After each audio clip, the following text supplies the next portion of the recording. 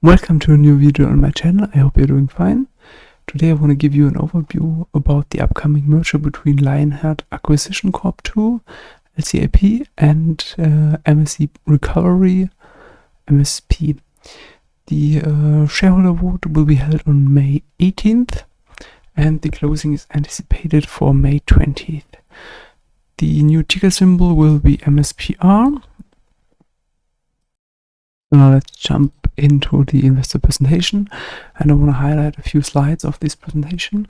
First of all, there are the presenters in this case from the investor presentation of July 2021, and I want to highlight the chairman and CEO Ophir Sternberg, and they highlight over here that Sternberg took over Opus Acquisition Corp in 2019 and successfully orchestrated a merger with Berkowitz.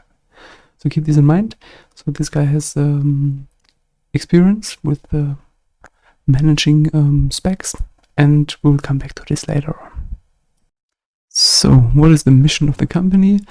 The company is disrupting the antiquated healthcare reimbursement system using data and analytics to identify and recover massive amounts of improper payments made by Medicare, Medicaid, and commercial insurers from responsible parties.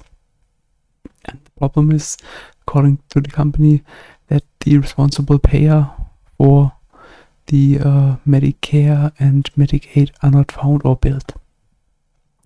Therefore, they want to discover, quantify, and settle the billed to paid gap in mass financial scale. So this is something of which they hope to generate substantial annual recovery revenue at high profit margins.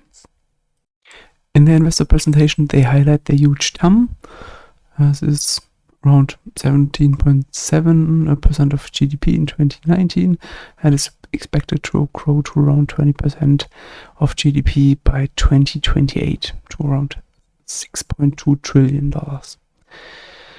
The major problem is that the revenue of less than 0.2% of the more than 1 billion claims of the Medicare can be revenue only, and this is ridiculously low, the amount, and they also lack adequate legal authority to do the type of prior authorization reviews that become routine in the private sector, and this leads to a high frequency of improper payments and more fraud and abuse, which makes sense if there's a lot of money, and this can be taken care of pretty easily, and then you can get away with it. It attracts a lot more fraud and abuse. So this unfortunately makes sense to me.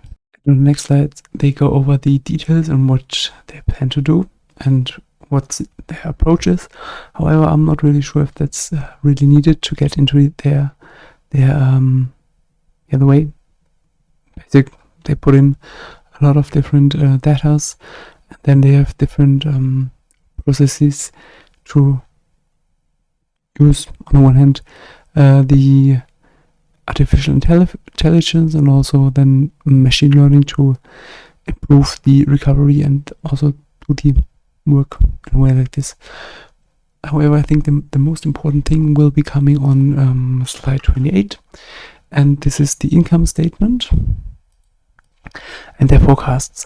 So for 2021, they have, according to the company, around 21 billion of potentially recoverable claims, and they don't have no recovery yet. So this leads to after tax net income of negative 39 million. However, they forecast to be positive 204 million of income in 2022, and will be more positive, will have more positive net income in the future as well. So the claims should rise to around 27 billion, and they plan to recover around 2%, which would be 535 million, and have around 992 gross revenue.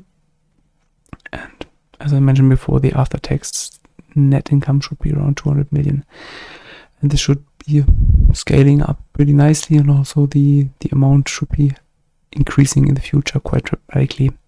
So they forecast to have an after-tax net income of 5.2 billion by 2026. So these are huge ambitions, and the problem, or what in my opinion will be crucial, is the scalability. If they can really produce these 2% in 2022, this company might be interesting, and otherwise I'm not really interesting, because they need to scale pretty drastically to be interesting. So to jump over to the transaction overview, and the former enterprise value will be $32.634 billion.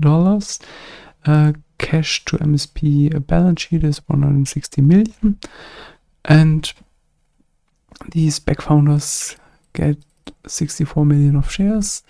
The transaction cost should be 70 million in total.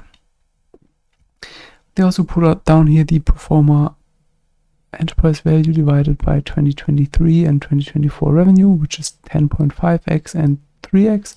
So this is the gross revenue. And then they switch over to market cap divided by net income of 2024 expected, which would be around 14.2. So if we jump over back again to the slide for the forecast, 2022. So it's still around 14x. So keep this in mind. It's a quite, good expensive company still, and also they have to prove that they can scale. And otherwise, if they can scale maybe even faster than expected, then this might be an interesting play in the future. Something to keep in mind is, however, the experience that the companies associated with the LCAP have, and they put over here BurgerFi's success story, and they show the development from April to December 2020 of BurgerFi and their warrants. And as you can see, has been pretty good development. However, if you have a look at it right now, and mentioned before, the investor presentation was from July 2021, so could have been using updated numbers. However, anyways, if you jump over here, and this is the wrong slide, I'll jump over here again to the slide I have been prepared. So this is the data that you have right now, and if you check over here in July, they were around, okay, not that bad of a number. I was expecting low number, around 10ish. However, right now they are around 3. So this is way worse than they put over here. Even so, to be fair, that the company could have used the July numbers, then they were still in a good shape. But still, I'm not sure if you could really blame him for this. It's been a lot of SPACs who have been crashing down after de-SPACing, so it's not really specific to the company. However, so keep this in mind, and you can have a look at their different quarters, and I think the growth have been pretty good. But if you want to have a look at it in detail, just check out the BurgerFi and BFI results in the future and in the past, and see if this was a good transaction or not. So lastly, let's have a look at the chart of Lionheart Acquisition Corp, and as you can see, the pretty normal 5% down before the end of the redemption period, and now it recovered nicely, so we'll see what the future will bring. However, as I mentioned before, it's quite tempting. I like the story, and I think it's a good deed. However, I'm not really sure if they can deliver what they promise. If they can deliver, I think this might be pretty interesting in the future, this company. However, I'm not really tempting to buying right now in this difficult moment in the market right now. So, as I mentioned before, this is no financial advice, it's just my personal. So I hope that you have enjoyed the video, and have a good day. Until next time, bye bye.